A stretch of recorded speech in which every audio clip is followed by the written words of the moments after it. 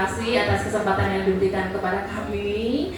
Yang saya hormati Ibu Kepala Sekolah, Ibu Erningsi, Bapak Waka Kurikulum Pak Dwi, Bapak Waka Kekiswaan Pak Ajis, kemudian Ibu Waka Sarana Ibu Anita, dan juga Bapak Ibu guru yang sudah berkenan hadir. Bersama-sama kami berempat di sini sebagai calon guru penggerak. Kami di sini akan menyampaikan materi terakhir kami Bapak Ibu terkait dengan pengimbasan modul 1 kami yang sudah sedikit lagi kami selesaikan modul 1. Jadi sekitar 2 bulan ya Bu Yuli ya kami menyelesaikan modul 1 di kegiatan pendidikan guru penggerak. Dan hari ini kami berempat ini saling berkolaborasi untuk menyampaikan kembali apa yang sudah kami dapatkan dari modul 1 selama pendidikan guru penggerak. Jadi kami berempat ini ada Bu Arbaya, Bu Yuliana, Pak Adi, dan saya sendiri Desi. Kami berempat ini akan mengimbaskan kembali terkait dengan budaya positif. Ini kami ambil budaya positif ini sesuatu yang harus diwujudkan di sekolah Bapak Ibu. Jadi ini adalah kolaborasi kami karena di SMP 1 punya 4 CGP dan kami kalau menyampaikannya satu persatu kan memerlukan waktu, sehingga kami pikir dan sudah kami konsultasikan dengan pengajar praktik kami boleh untuk melaksanakan pengimbasan budaya positif ini secara berkolaborasi. Jadi nanti sudah kami bagi sesuai dengan penjelasan masing-masing dari kami. Baik Bapak Ibu, dan untuk saya sendiri saya mendapatkan materi tentang kebutuhan dasar manusia. Nanti dilanjutkan oleh Bu Yuliana tentang keyakinan kelas. Selanjutnya nanti dengan Pak Adi tentang 5 posisi kontrol, dan terakhir sama Bu Arbaya tentang restitusi Bapak Ibu. Baik, kita mulai tentang budaya positif dulu. Nah, kita SMP 1 merupakan sebuah wadah yang tujuannya adalah untuk mencapai pendidikan tentunya. Nah, karena itu sekolah harus menyediakan lingkungan yang mendukung agar setiap warganya dapat membangun karakter positif dan mengembangkan potensi akademik dan juga non akademik dengan optimal seperti visi sekolah kita, Bapak Ibu ya. Nah, bagaimana menciptakan lingkungan yang aman dan nyaman melalui budaya positif tadi? Salah satunya yang akan saya sampaikan adalah tentang kebutuhan dasar manusia. Yang pertama Bapak Ibu, boleh langsung di slide next. Saya jelaskan tentang kebutuhan dasar manusia. Yang pertama adalah kebutuhan bertahan hidup atau bahasa Dayaknya survival. Bujur kan bahasa Dayak kita survival. Nah, kebutuhan bertahan hidup Bapak Ibu. Nah, kebutuhan bertahan hidup ini terbagi atas 2. Bisa kebutuhan secara bersifat fisiologis, bisa bersifat biologis. Kalau fisiologis artinya berkaitan dengan fisik kita. Kalau misalnya ada anak yang tidak membawa bekal dari rumah, berarti kebutuhannya apa Bapak Ibu? Perlu apa? Butuh apa? Butuh nasi. Berarti butuh makan. Oke. Nah, kemudian kalau misalnya kita berkembang biak, butuh pasangan. Berarti kita kebutuhannya apa Bapak Ibu? Pasangan. Kita perlu apa? Kita membutuhkan pasangan karena kita butuh apa Bapak Ibu? Kasih sayang. Belum nyampe kasih sayang, belum nyampe. Kita butuh apa? Biologis. Ujung Amerika, ujung. Kita sebagai kita sebagai manusia memerlukan kebutuhan biologis selain dari kebutuhan fisiologis tadi. Kita perlu makan, kita perlu rumah, kita perlu minum, kita perlu rasa aman, kita perlu rasa nyaman. Itu masih bagian ke fisiologisnya. Tapi kalau sudah ke biologis, kita perlu pasangan, kita perlu teman, begitu ya. Oke. Dan terutama kalau kenapa kita bicara kebutuhan biologis, karena bagian dari reproduksi yang artinya adalah supaya kehidupan manusia itu terus berkelanjutan, gitu Bapak Ibu. Nah, kemudian yang poin kedua terkait dengan rasa kasih sayang dan rasa diterima. Kasih sayang. Kita perlu kasih sayang dari siapa Pak Jis? Pak Jis, kita perlu kasih sayang dari siapa? Dari orang siapa Pak Jis? Saya dari pasangan. Tidak hanya dari pasangan Bapak Ibu, kita juga perlu kasih sayang dari anak, dari keluarga, dan semuanya itu penting. Bagaimana supaya kasih sayang yang kita butuhkan itu dan rasa yang diterima ini bisa disukai dan diterima oleh lingkungannya. Nah misalnya ada kasus, ya Pak Ajis misalnya, kita anggap Pak Ajis adalah murid. Pak Ajis mengambil bekal temannya karena dia merasa senang temannya jadi memperhatikan dia. Ya. Maka ketika ada orang tua yang memberitahu Pak Ajis suka mengambil bekal temannya, artinya di situ ada rasa kebutuhan yang harus dipenuhi oleh doi. Dia perlu kasih sayang dan rasa diterima dengan cara walaupun tanda kutip dia mengambil bekal dari temannya gitu. Ya. Nah kemudian kebutuhan yang ketiga adalah kebutuhan kebebasan. Kebutuhan kebebasan misalnya kasusnya adalah Doni, dia membawa bekal yang sama, tetapi dia pengen nyicip bekal temannya yang lain. Cicip punya Bu Yulia, Cicip punya Bu Yolanda gitu ya. Jadi dia bebas nyomot gitu punya temannya. Dia senang mencoba hal-hal yang baru. Karena dengan rasa itu si Pak Ajis, tadi mana Pak Ajis kita? Nggak ada, seperti dia. Nah Pak Ajis tadi adalah memenuhi kebebasannya dalam hidupnya dengan mencicipi makanan dari teman-teman yang lain. Kemudian wujud kesenangan, senang dia misalnya Pak Ajis senang buta-butil temannya, sering cubit-cubit begini, ya ada rasa kesenangannya, colak-colek atau suka coret-coret buku temannya, ada rasa kesenangan yang muncul dari diri si murid ini, gitu ya. Dia berusaha memenuhi kebutuhannya tersebut. Dan yang terakhir adalah penguasaan akan kemampuannya. Dan dari kasus di atas, Doni tadi yang sudah bawa bekal, coba temannya, colok-colok temannya, dia memenuhi kebutuhan dasar lainnya berupa penguasaan akan merasakan dia hebat, dia tidak takut dengan temannya dan dia bangga dengan dirinya sehingga dia memenuhi kebutuhan penguasaan diri terhadap orang lain. Jadi ada 5 kebutuhan dasar Bapak Ibu yang dipenuhi oleh manusia, yang harus dipenuhi oleh manusia. Yang pertama adalah kebutuhan bertahan hidup, kasih sayang, kemudian kebebasan, kesenangan dan penguasaan diri. Nah, kesemuanya ini bila seseorang melanggar satu saja dari nilai ini, maka dia akan gagal memenuhi kebutuhan hidupnya. Misalnya si Pak Ajis karena nggak bawa bekal misalnya, nah sampai sore kira-kira nanti Pak Ajis bisa tahan nggak gitu karena memenuhi kebutuhan hidupnya Bapak Ibu. Maka kelima poin ini itu harus dipenuhi oleh seseorang supaya apa? Supaya ketika kita mendapat apa yang kita inginkan, maka saat itulah kita memenuhi satu atau lebih dari kebutuhan dasar yang kita lakukan di dalam kehidupan kita. Gitu Bapak Ibu, ini salah satu budaya positif terkait dengan kebutuhan dasar manusia. Dan materi saya selanjutnya akan dilanjutkan oleh Bu Yuliana terkait dengan keyakinan kelas. Bapak Ibu, terima kasih.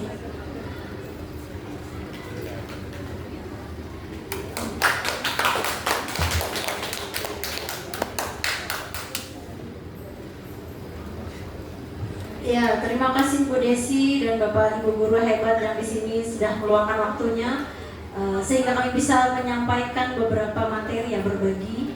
Nah, di sini saya akan melanjutkan masih dengan budaya positif, yaitu dengan nilai kebajikan dan keyakinan kelas.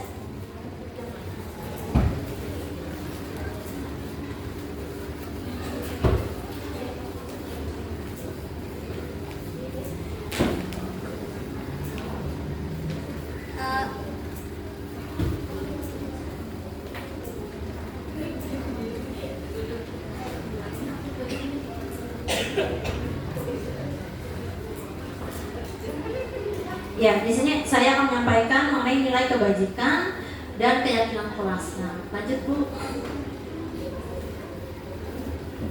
Nah, apa itu nilai kebajikan? Nah, yang kita ketahui sudah kita ketahui bersama, nilai kebajikan itu adalah prinsip moral dan etika yang membimbing individu dalam menjalani kehidupan sehari-hari. Jadi kita, ya, boleh lanjut Bu, next. Nah, di sini ada beberapa nilai kebajikan, ya, sesuai dengan kurikulum Merdeka. Kita menerapkan ada yang namanya profil pelajar Pancasila, yang ada 6 dimensi, antara lain beriman, bertakwa kepada Tuhan Yang Maha Esa, ada mandiri, bernalar kritis, berkebinekaan global, kreatif, dan bergotong royong. Itu antara lain adalah nilai kebajikan. Nah, di yang lainnya juga ada dari IBO, Primary Years Program, itu juga mereka menyebutkan beberapa nilai kebajikan, ada toleransi, rasa hormat, integritas, mandiri, menghargai, antusias, empati, keingintahuan, kreativitas, kerjasama, percaya diri, dan komitmen. Nah, di lain ada juga sebenarnya 9 pilar karakter. Nah, di sini adalah nilai-nilai kebajikan, di mana di situ adalah prinsip moral dan etika yang membimbing semua individu, ya, dalam menjalani kehidupan masing-masing. Nah, kemudian next. Nah, di sini ada yang dinamakan dengan keyakinan kelas atau keyakinan sekolah. Apa itu keyakinan kelas? Ya, apakah keyakinan kelas dan peraturan kelas itu sama? Nah, kemudian di sini ada juga pertanyaan, mengapa kita memiliki peraturan tentang penggunaan helm pada saat mengendarai kendaraan roda 2 atau motor? Ada pula pertanyaan, mengapa kita harus membuang sampah di tempat sampah? Nah, kira-kira Bapak Ibu, jika disuguhkan gitu dengan pertanyaan seperti ini, apa jawaban Bapak Ibu? Oke, next. Iya. Nah, jadi di sini keyakinan kelas dan peraturan kelas sama itu tidak sama ya Bapak Ibu ya. Nah, kemudian jika ada pertanyaan mengapa kita memiliki peraturan tentang penggunaan helm, ya kemungkinan Bapak Ibu akan menjawabnya, mengapa kita kalau menggunakan motor harus menggunakan helm? Nah, kemungkinan Bapak Ibu pasti menjawabnya untuk keselamatan. Nah, kemudian kalau misalnya ada pertanyaan mengapa kita harus membuang sampah pada tempatnya, kemungkinan besar adalah untuk kebersihan. Nah, untuk keselamatan dan untuk kebersihan inilah yang disebut dengan keyakinan.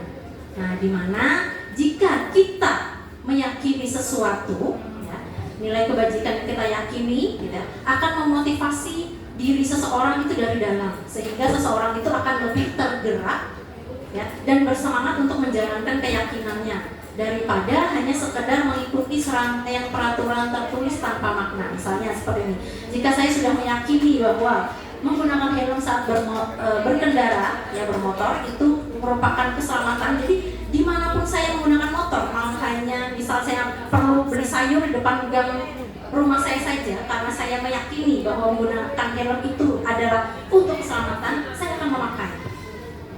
Nah, karena itu ada dalam diri saya. Nah, tapi kalau misalnya kita tidak meyakini bahwa menggunakan helm itu bukan keyakinan, ya, tidak meyakini itu untuk keselamatan, cuma peraturan misalnya, pasti kita akan nggak ada polisi juga, ya, cuma keluarga.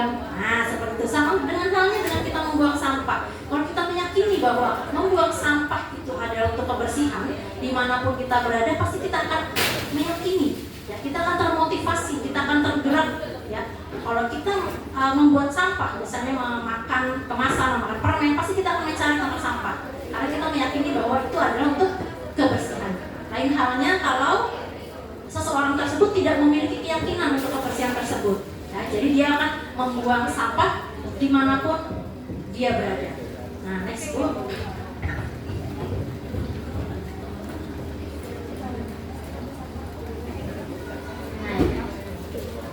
Lanjut Bu. Nah, jadi itulah.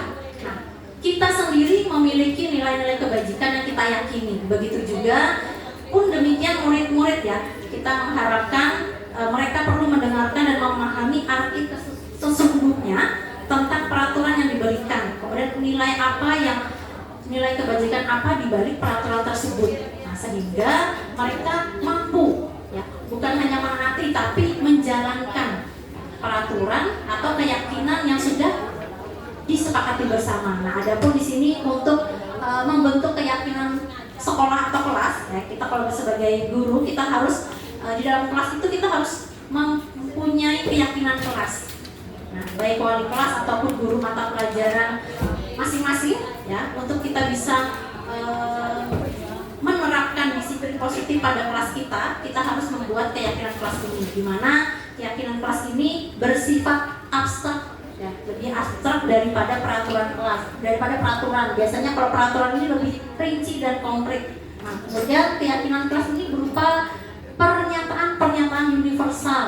Nah, kemudian keyakinan kelas ini senantiasa harus dibuat dalam bentuk positif.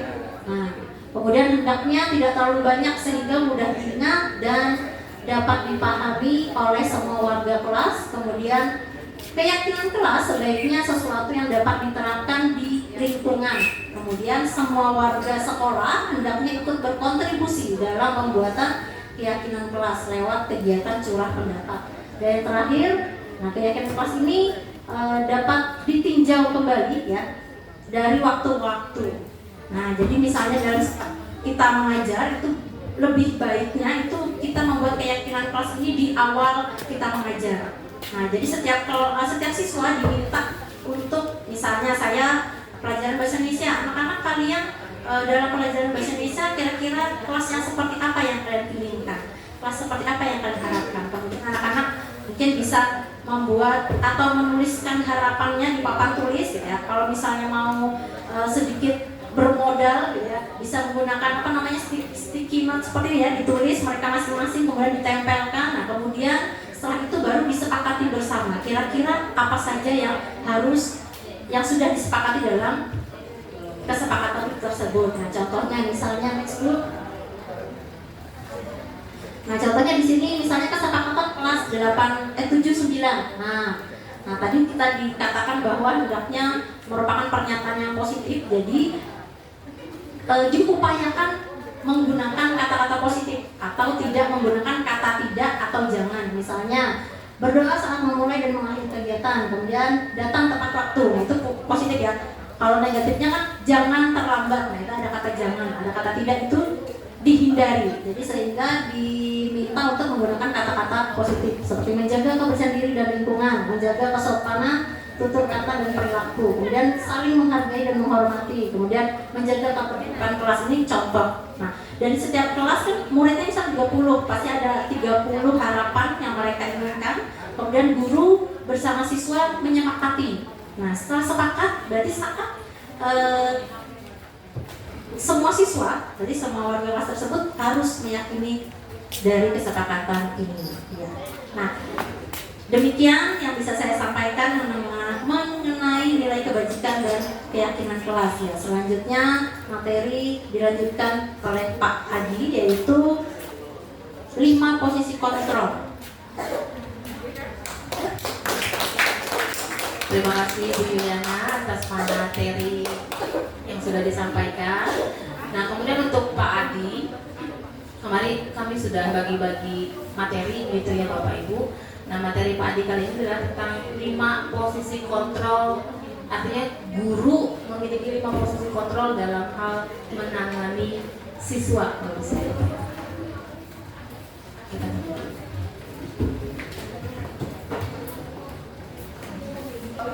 Baik, selamat siang menjelang sore semua.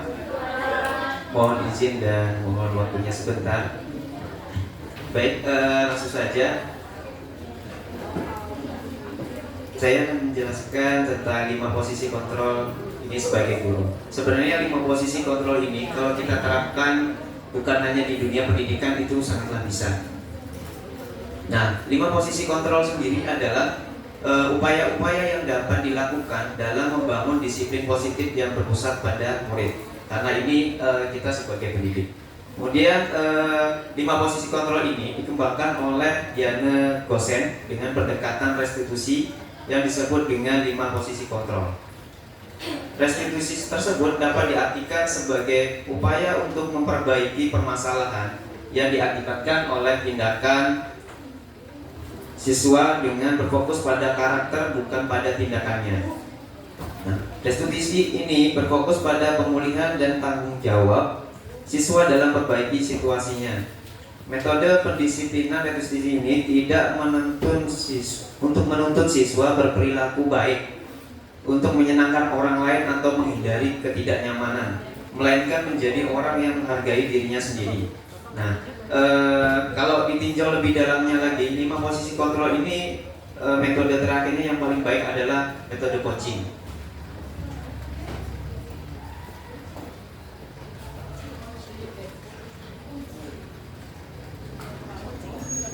Baik, ada 5 posisi kontrol yang harus diketahui. Yang pertama adalah sebagai penghukum.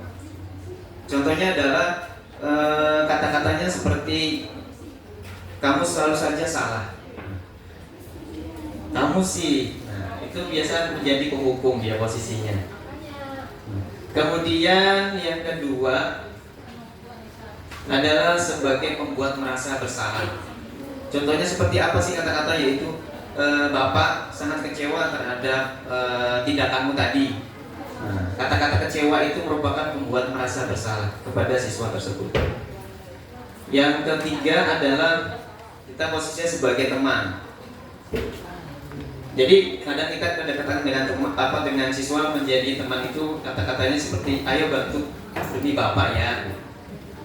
Kemudian ya sudah, kali ini tidak apa-apa, nanti Ibu bantu bereskan. Nah, itu posisi kontrol kita sebagai teman. Kemudian yang keempat adalah sebagai pemantau. Contohnya adalah kalimatnya, apa yang telah kamu lakukan, kemudian bagaimana konsekuensi dan sanksinya. Itu adalah contoh dari kalimat pemantau. Yang terakhir adalah sebagai manajer. Nah, untuk posisi 5 kontrol ini yang paling terakhir adalah sebagai manajer. Manajer ini apa? Yaitu tadi penerapan dari coaching. Nah, bagaimanakah kalimatnya? Seperti ini. Jika kamu meyakininya, apakah kamu bersedia memperbaikinya? Nah, jadi kita itu meminta murid tersebut untuk bagaimana memikirkan cara perbaikan yang terbaik tanpa dia melakukan merasa dihukum ataupun merasa bersalah.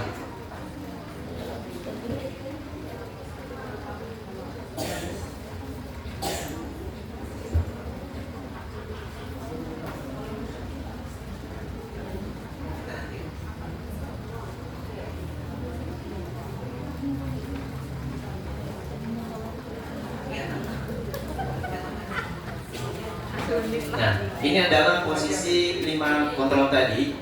Yang pertama, penghukum. Penghukum itu motivasi eksternal. Kemudian pembuat orang merasa bersalah juga eksternal. Dan sebagai teman dan pemantau juga motivasinya secara eksternal. Nah, walaupun ini identitasnya terlihat berhasil atau sukses dalam menjadi teman atau pemantau, tapi akibatnya siswa itu akan bergantung pada kita tanpa adanya dia melakukan perbaikan dengan motivasi dirinya. Nah, apabila kontrolnya sudah menjadi manajer dengan tadi menggunakan sistem coaching, maka dengan sendirinya siswa itu akan mengungkapkan bahwa oh seperti ini cara perbaikannya untuk permasalahan-permasalahan yang sudah dia lakukan. Baik, Bapak Ibu, terima kasih atas perhatiannya. Selamat siang. Beri aplaus dulu Bapak Ibu atas materi dari Pak Adi. Nah, selanjutnya materi kita yang terakhir Bapak Ibu adalah tentang restitusi. Ini adalah materi yang paling penting Bapak Ibu saat kita menangani siswa kita yang sedang bermasalah. Ini sebenarnya kita melakukan tindakan ataupun proses dalam menciptakan kondisi bagi murid untuk memperbaiki kesalahan mereka Bapak Ibu melalui segitiga restitusi. Ini akan dijelaskan oleh Bu Baya. Ya, baik Bapak Ibu, terima kasih atas waktu dan kesempatannya. Ya, materi terakhir kami adalah segitiga restitusi. Biasanya ini digunakan untuk pemecahan masalah agar siswa itu nanti kalau kembali ke kelas dia merasa nyaman dan merasa diterima. Next Pak. Nah, ini adalah pengertian restitusi adalah proses menciptakan kondisi bagi murid untuk memperbaiki kesalahan mereka sehingga mereka bisa kembali pada kelompok mereka dengan karakter yang lebih kuat menurut Gasan 2004.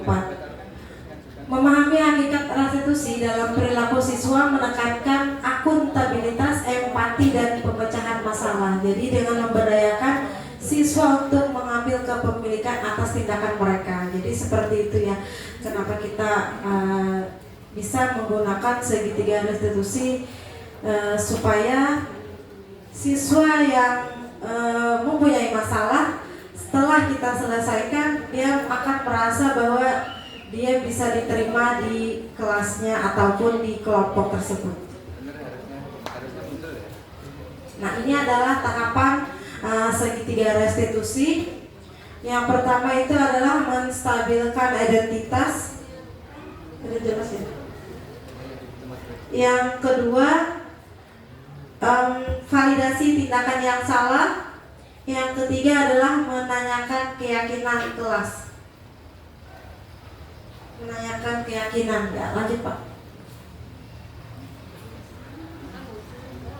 Nah, di bawah ini nanti ada untuk menstabilkan identitas, kita bisa menggunakan kata-kata yang ada di sini. Ya, jadi berbuat salah itu tidak apa-apa, tapi nanti ada embel-embelnya di belakangnya. Terus yang kedua, tidak ada manusia yang sempurna. Saya juga pernah melakukan kesalahan seperti itu. Kita bisa menyelesaikan masalah ini. Nah, jadi dengan kata-kata yang ini kita bisa menggunakan ini untuk di awal ketika menghadapi siswa. Nanti bisa digunakan oleh wali kelas. Ini pun juga bisa di rumah. Ya, di rumah ketika ada permasalahan di rumah dengan anak, dengan suami, dengan istri, kita juga bisa menggunakan segitiga restitusi ini. Nah, sekarang kita ke validasi tindakan yang salah. Jadi yang tindakan salahnya kita buka. Nah, kita bisa menggunakan kamu pasti punya alasan mengapa melakukan hal itu. Terus juga kita bisa menggunakan kamu patut bangga pada dirimu sendiri karena kamu telah melindungi sesuatu yang penting buatmu. Jadi kita tidak menyalahkan langsung ke anak, tapi kita ada kata-kata yang membuat dia merasa terlindungi, begitu. Nah, yang terakhir adalah menanyakan keyakinan. Karena kadang di rumah kan punya keyakinan masing-masing, ada aturan di rumah ya kan. Misalkan anak tidak boleh pulang jam berapa atau batasan-batasan yang harus dijaga itu kan kalau di rumah. Nah, kalau di kelas, di sekolah seperti yang tadi disampaikan Bu Yuli, ada keyakinan kelas. Nah, itu juga berguna. Kita bisa gunakan untuk ini juga. Keyakinan yang sudah disepakati itu apa? Nah, apa yang kita percaya sebagai kelas atau keluarga? Ini bisa untuk, tadi saya katakan untuk keluarga. Terus apa nilai-nilai umum yang kita telah sepakati? Jadi kita ulang lagi, nah apa sebenarnya kesepakatan kita? Jadi dia mereview mengingat kembali kesepakatan yang seharusnya dia tidak melanggarnya. Terus apa bayangan kita tentang kelas yang ideal? Terus bisa juga kita pakai, kamu mau jadi orang yang seperti apa? Nah, jadi itu adalah segitiga restitusi yang bisa digunakan baik dalam lingkungan sekolah, bisa juga di rumah. Ya, terima kasih Bapak Ibu yang sudah sedikiranya mendengarkan kami di sini berbagi. Dan saya kembalikan ke Bu Desi. Baik Bapak Ibu, terima kasih. Itulah materi yang bisa kami sampaikan dari kami calon-calon guru penggerak Bapak Ibu. Jadi bisa memberikan pandangan bagi ibu-ibu muda, Bu Yulia, Bu Wanda, ya bisa mengikuti nanti untuk gelombang pendaftaran berapa angkatan 12 ikut nanti biar tahu gimana caranya membuat keyakinan kelas, bagaimana membuat restitusi kalau begitu. Rame ikut pendidikan guru penggerak. Adanya pendidikan guru penggerak kita tahu bagaimana cara menangani siswa supaya nanti siswa itu yang kita naikkan itu karakternya biar dia tidak mengulangi kesalahannya. Begitu Bapak Ibu ya untuk budaya positif. Terima kasih Bapak Ibu sudah mengambil jam dan waktu mengajar Bapak Ibu. Sudah. Oke. Terima kasih Bapak Ibu, sekian kami ucapkan selamat siang.